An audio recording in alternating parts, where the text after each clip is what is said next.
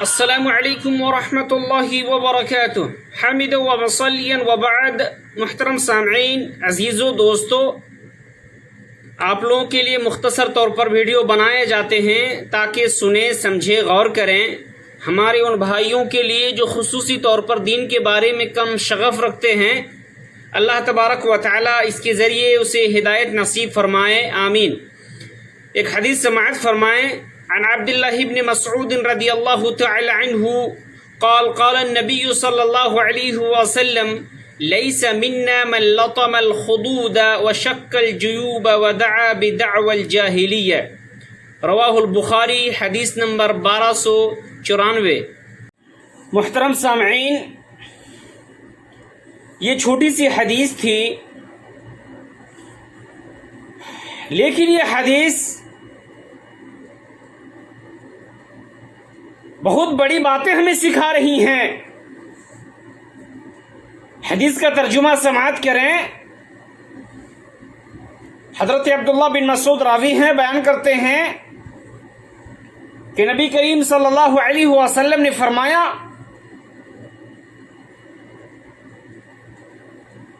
کہ لیس منا من لطم الخدود وشق الجیوب ودعا بدعوى الجاہلیہ، کہ وہ شخص ہم میں سے نہیں ہے جو چہرے کو پیٹتا رہے، یا وہ عورتیں ہم میں سے نہیں ہیں جو اپنے چہرے کو پیٹتی رہے اور اپنے غریبان کو چاک کرے اور جاہلیت کی پکار کو پکارے، جاہلیت کی بات کو بکتی رہے یا بکتا رہے، وہ ہم میں سے نہیں ہے.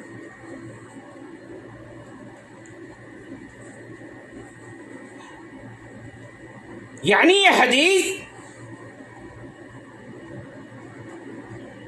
ان لوگوں کے لیے خصوصی طور پر ہے جو لوگ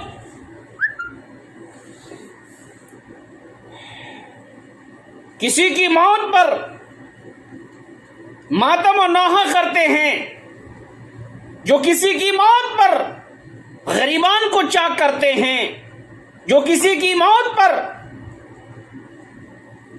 اپنی آواز کو بلند کرتے ہیں، وائلہ مچاتے ہیں. یہ ان لوگوں کے لیے سخت وعید ہے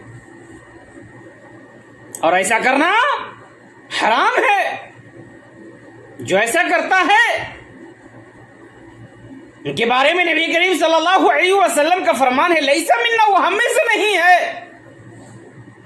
زمانہ جاہلیت میں کسی کی موت پر وائلہ مچایا جاتا تھا،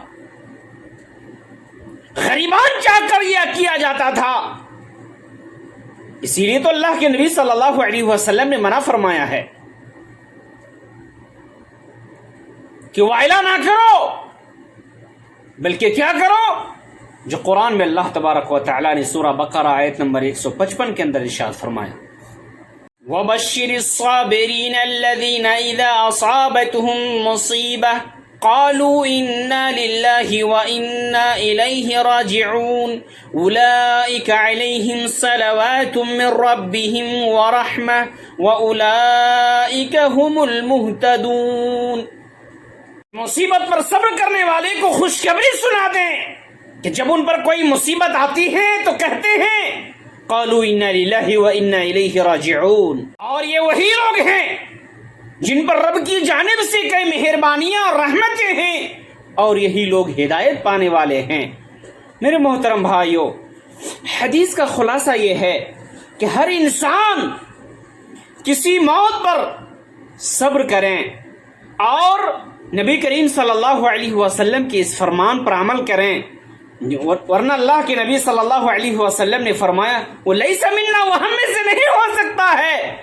علماء کرام اس پر اختلاف کرتے ہیں، بیان کرتے ہیں کہ لیس منا کا سے کیا مراد ہے اور علماء کرام اس سے کیا مراد لیتے ہیں.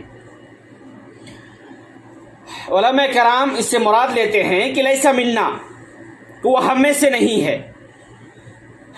پہلی بات یہ مراد لیتے ہیں کہ جو شخص اس رب کے حرام کردہ چیز کو حلال سمجھ کر کے اس کام کو، اس فعل کو انجام دے، یہ کہے کہ یہ حلال ہے جو میں کر رہا ہوں، یہ حلال سمجھ کر کے کرے، تو وہ آدمی دین سے خارج ہو جائے گا، دین سے خارج ہو جائے گا۔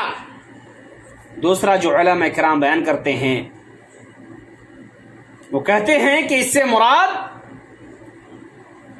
لیس منا، یعنی نبی کریم صلی اللہ علیہ وسلم نے فرمایا کہ وہ شخص ہماری شفاعت میں داخل نہیں ہو سکتا ہے، یعنی ہماری جو شفاعت ہوگی قیامت کے دن اس میں وہ شخص نہیں داخل ہو سکتا ہے۔ اور جو تیسری بات علماء کرام بیان کرتے ہیں لیس منا سے مراد کہ اس آدمی کو جماعت مسلمین سے اس کو الگ تھلگ رکھا جائے، تاکہ ادب سکھایا جائے کہ جو آدمی جاہلیت کی پکار کو پکارتا ہے، جس کو اسلام نے اسے حرام قرار دیا ہے، اسلام نے اسے قبیح کہا ہے، وہ چیز کو ہرگز کے طور پر اس آدمی کو مسلمانوں کی جماعت میں شامل نہ کرے۔